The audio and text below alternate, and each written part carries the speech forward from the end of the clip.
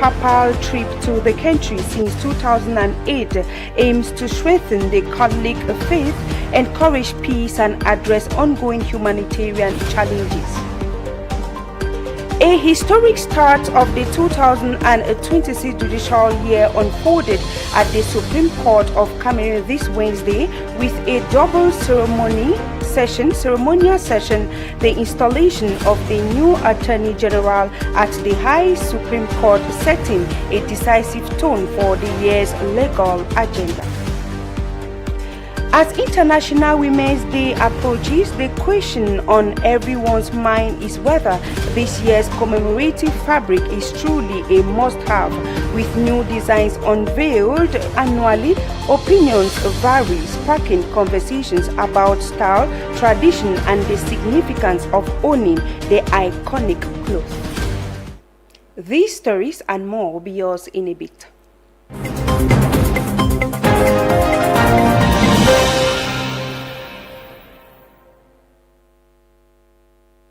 Thanks once more for joining us. We begin the news in religion, as you heard in one of our lead stories. At the invitation of His Excellency President Paul Biya of the Republic of Cameroon, Pope Léon XIV will make an apostolic visit to Cameroon from April 15 to 18, 2026, visiting the cities of Yaoundé, Bamenda, and Douala. This is contained in a press release signed this February 25th by the Minister Director of the Civil Cabinet, Samuel Vondo Ayolo. In line with the invitation, the Vatican has confirmed Pope Leo XIV's historic visit to Cameroon. In a groundbreaking announcement, the Apostolic Nuncio to Cameroon and Equatorial Guinea, His Excellency Alvilino Betcott, has confirmed that Pope Leo XIV will embark on a pastoral visit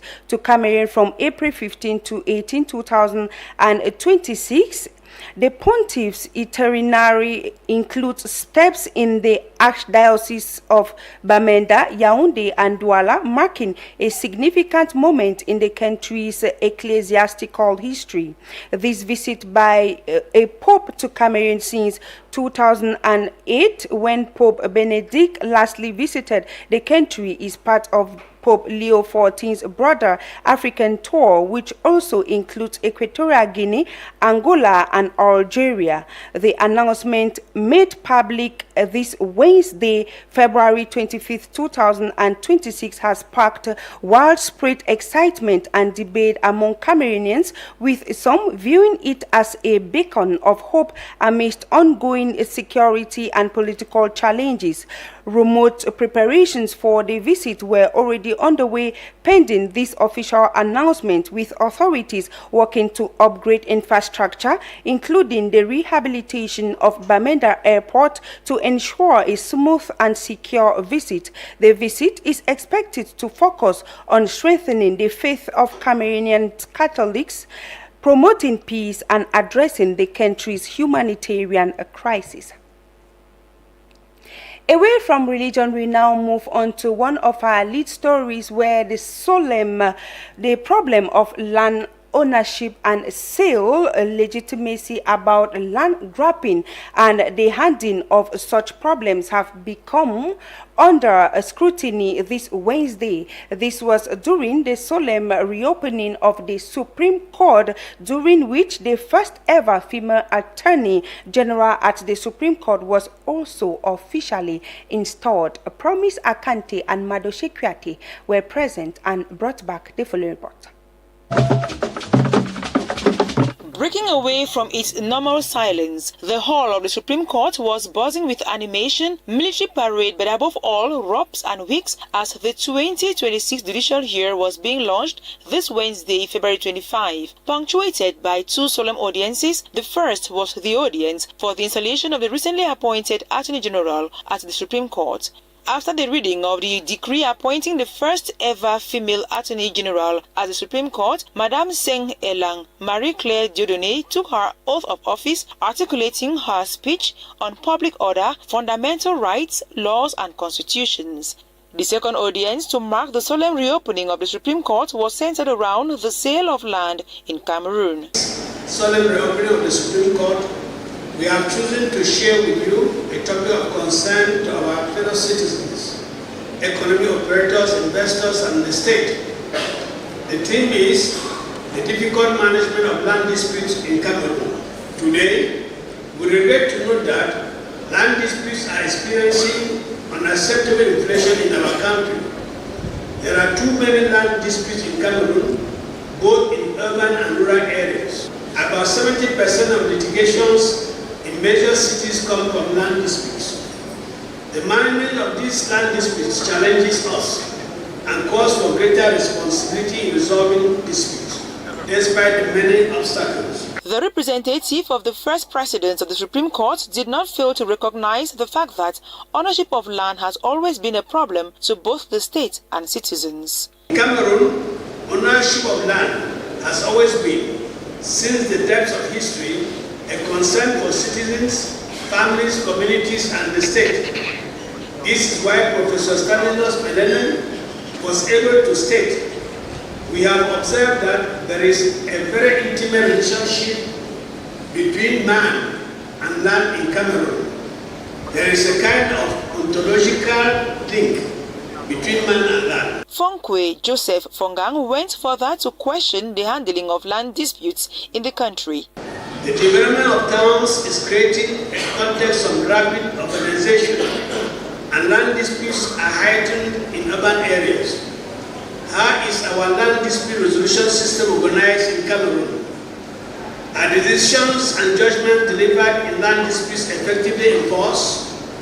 What are the difficulties encountered in the management of land disputes? The solemn reopening of the Supreme Court took place in the presence of government ministers led by Prime Minister Head of Government Chief Dr. Joseph Dion Gute, members of the Diplomatic Corps, administrative and security officials.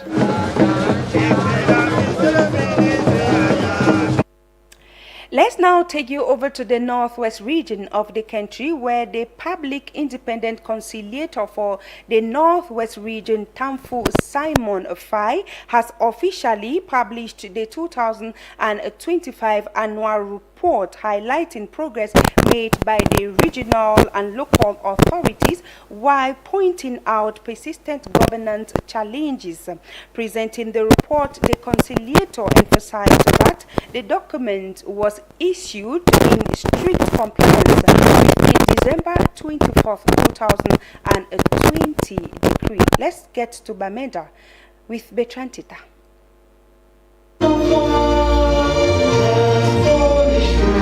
The public independent conciliator reminded the public that his mission is to ensure councils provide services without discrimination and in respect of human rights.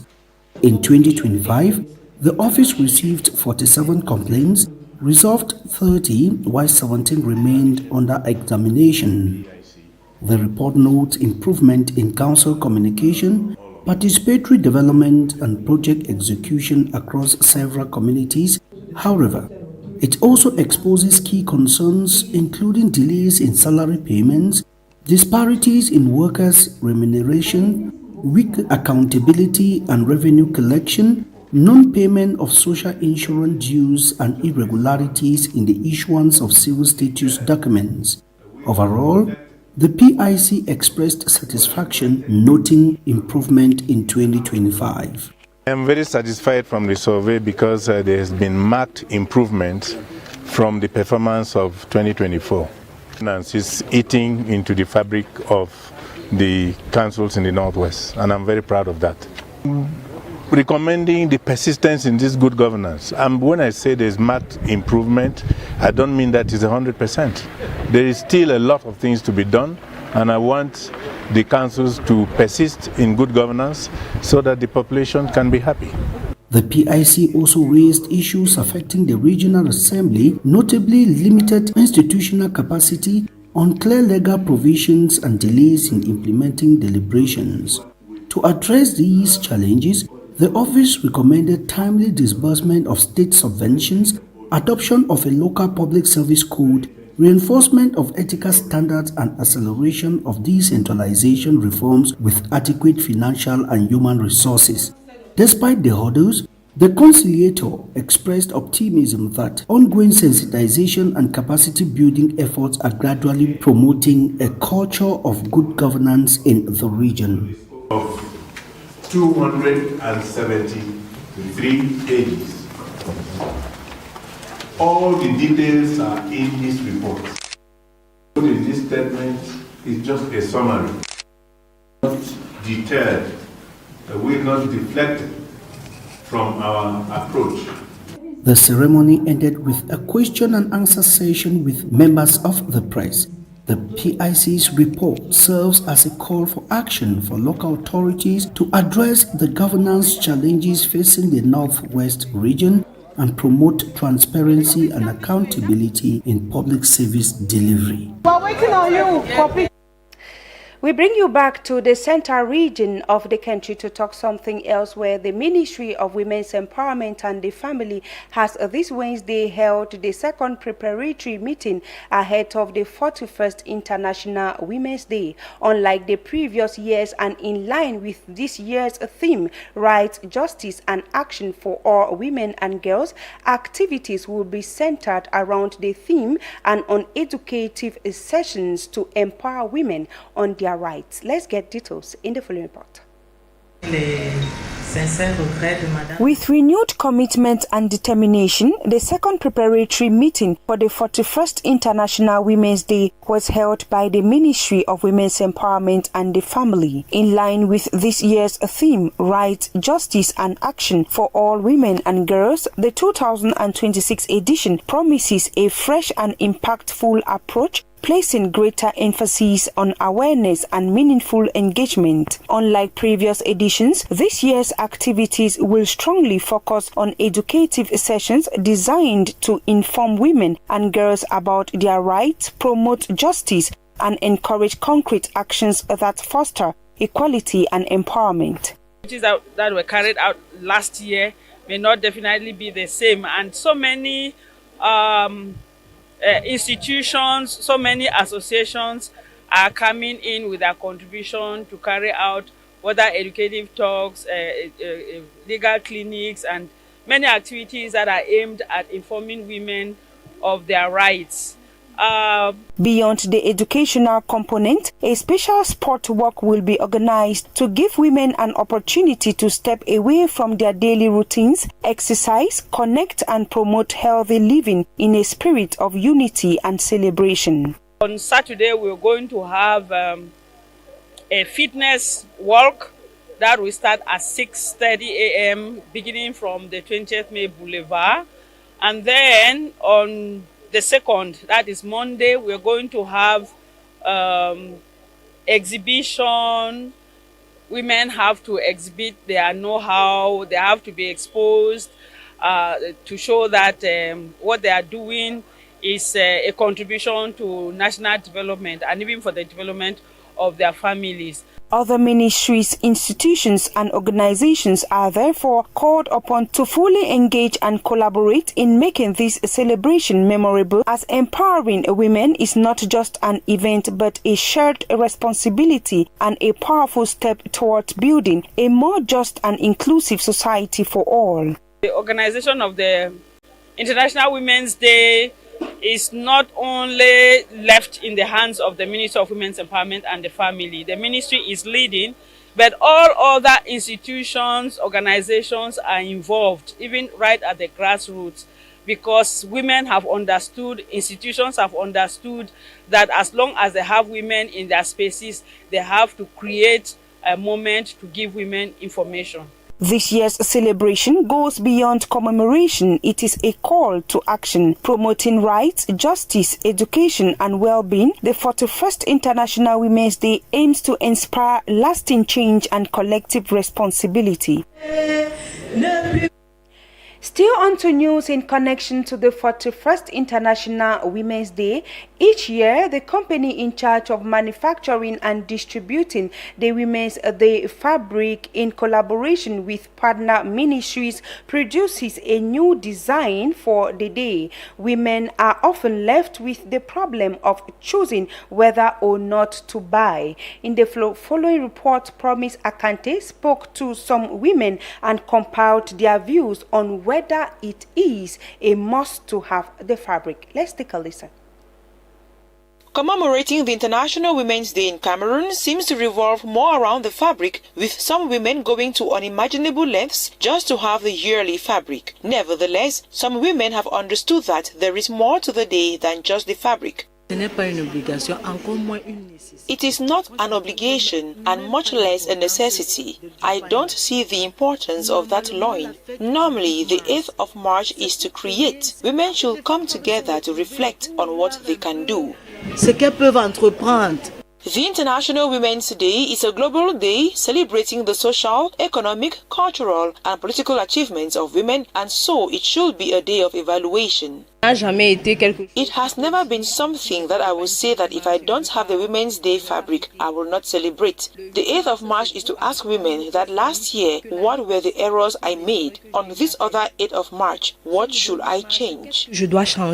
Nonetheless, some women are of the opinion that if they are offered the fabric, they will take it, or they can offer it to themselves. If they offer me the loin, I will take it. If they do not offer and I have money, I will buy.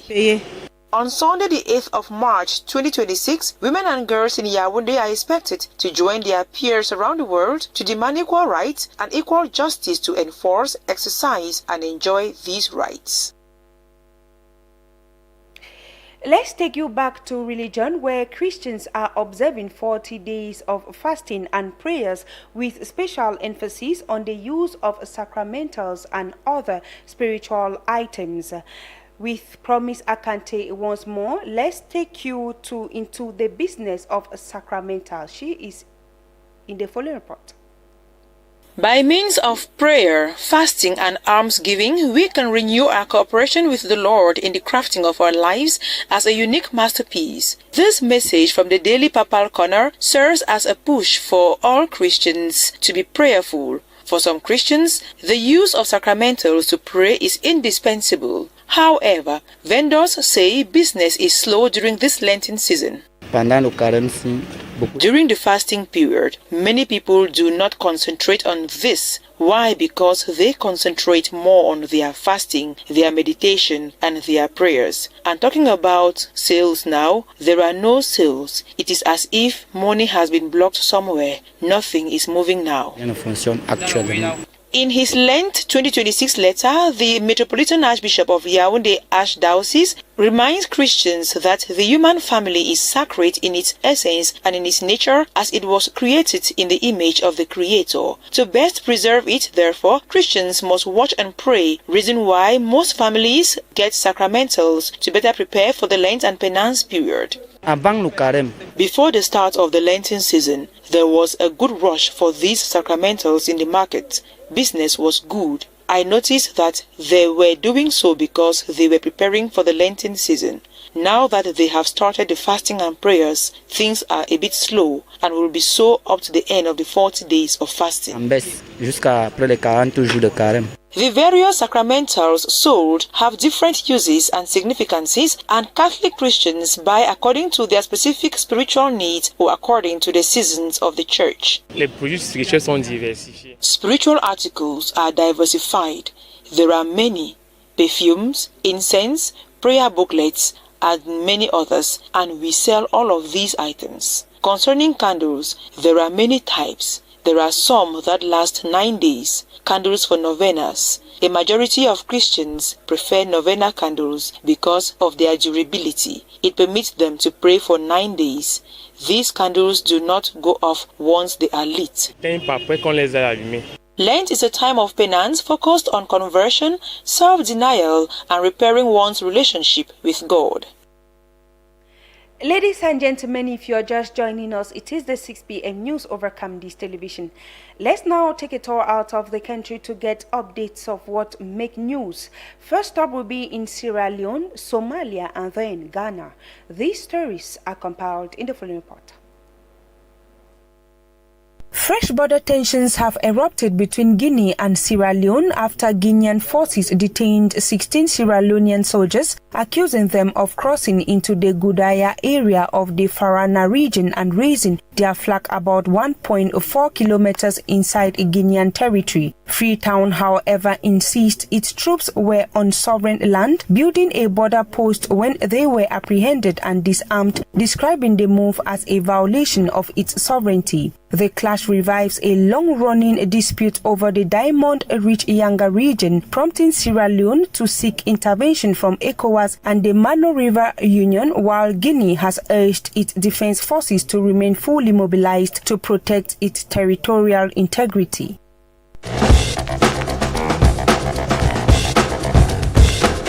A deepening humanitarian crisis is unfolding in Somalia, where UN-backed experts from the Integrated Food Security Phase Classification warn that the number of people facing crisis level or worse food insecurity has nearly doubled over the past year to 6.5 million, driven by worsening drought, conflict, rising food prices, and shrinking humanitarian aid. More than 2 million people are now in the emergency phase, just one step from famine, while an estimated 1.84 million children under 5 risk acute malnutrition. The World Food Programme has drastically reduced assistance due to funding shortfalls, partly linked to cuts from the United States, warning that without urgent support, aid operations could halt, with only modest improvement expected despite forecast of near normal rains.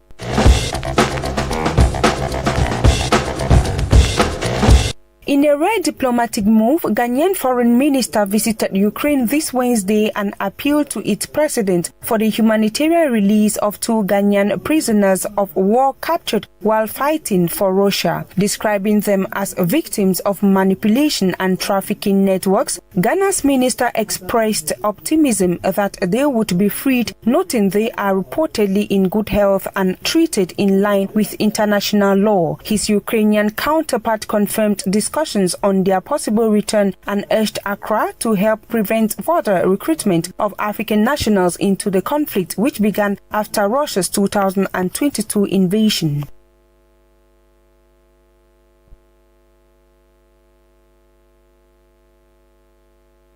And that was it for our 6 p.m. news over Camdis television. Ladies and gentlemen, it was a pleasure staying with you. Up next is Select 2, a presentation of Tabi Clarkson. Stay tuned.